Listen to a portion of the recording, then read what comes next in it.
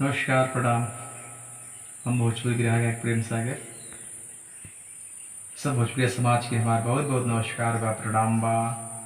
और आप देख रहल बानी प्रेम सागर एंटरटेनमेंट।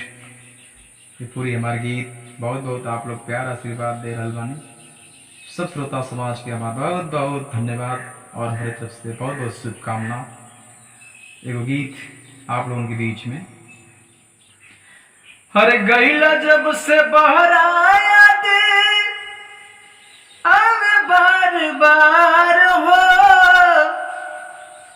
ये कोनो मेहरारू का मर्द कमाए चल गए बा।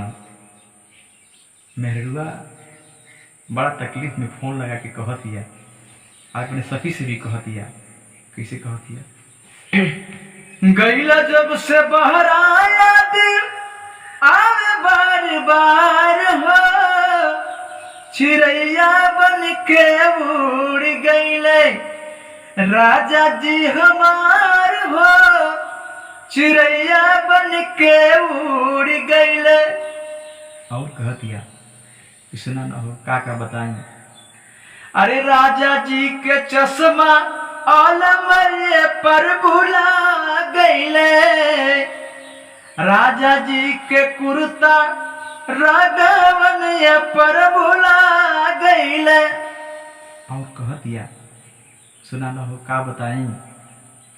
चश्मा पहिर के मारे, चश्मा पहिर के मारे, नजरिया से बान हो। चिड़ैया बन के उड़ गईले राजा जी हमार हो। चिड़ैया बन के उड़ गईले सैया जी हमार हो। चिड़ैया बन के उड़ गईले राजा जी हमार हो। चिड़ैया बन के उड़ गईले।